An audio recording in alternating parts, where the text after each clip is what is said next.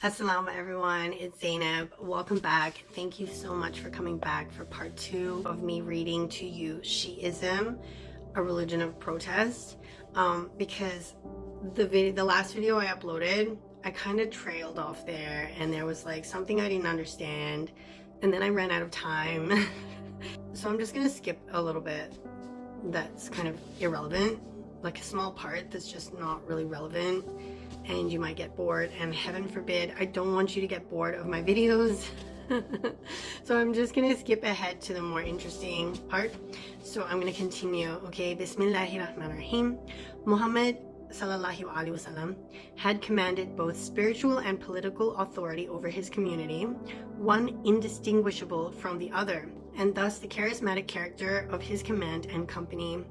There was no immediate or wholly satisfactory response to this question, and that question was who was to succeed the Prophet and by what authority. There was no immediate or wholly satisfactory response to this question, to the point that after Muhammad's death, his community was on the verge of dissolution, of Muslims altogether abandoning their gathering and reverting back to their former tribal affiliations. If you believed in Muhammad, Muhammad is dead. But if you believe in Muhammad's God, Allah, he is alive. That is the famous statement which was attributed to Abu Bakr, a statement that ultimately saved the Muslim community. The question of succession to Muhammad's authority was ultimately resolved via an impromptu tribal council that selected Muhammad's close companion and a respected elder of the community, Abu Bakr as-Siddiq, as his successor. Abu Bakr considered himself a Khalifat Rasulullah, which means representative of the Messenger of Allah, and reigned just 2 years, from the year 632 until 634. A similar tribal gathering decided the fate of leadership in the Muslim community after the death of Abu Bakr and concluded that Umar ibn al-Khattab, who reigned from 634 to 644, 10 years, should succeed him, again as Khalifat al-Rasulullah. I thought Abu Bakr kind of just gave it to him. Did they have an election for Umar? I thought Abu Bakr just kind of said, Umar is my successor, good luck. But I don't know, correct me if I'm wrong. Here it says that they had another kind of election. And then after his death, it was the turn of Ali ibn Abi Talib alayhi salam, reigning from 656 to 661. So just under, I think it was like 4.5 years, who was selected via the same communal consensus. Through this chain of succession among the Prophet's immediate companions, the institution of caliphate was established and has long been honored by the overwhelming majority of Muslims for centuries since. A small but vociferous maybe, minority of Muslims differed at the time with this communal consensus, and in time developed and expanded their difference into a complete theology.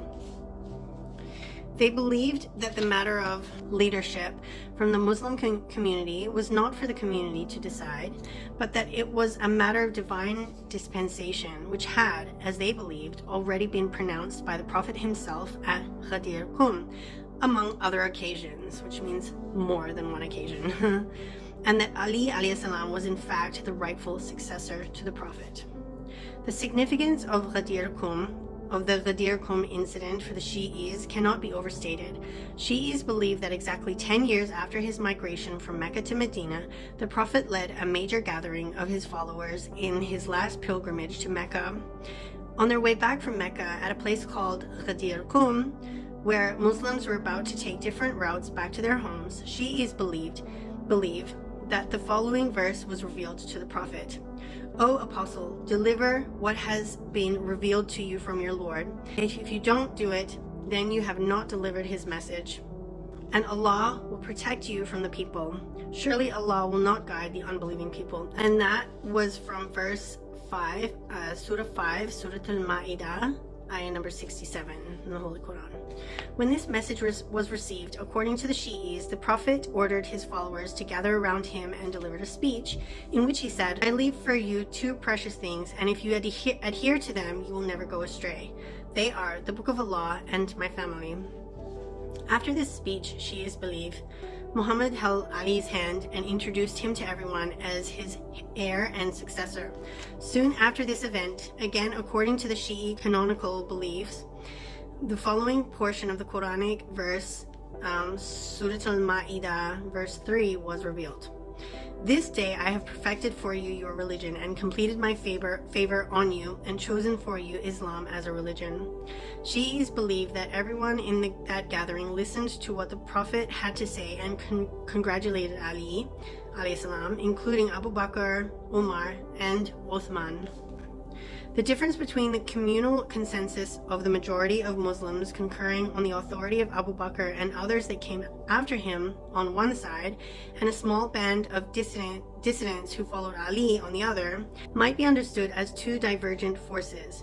One victorious, that stabilizes the Muslim community, encouraging external expansionism, and the other overridden, that destabilizes it by continuing to persist on its prophetic legacy. Okay. The majority of Muslims united behind Abu Bakr and soon set their stupendous military machinery in motion to conquer half of the civilized world.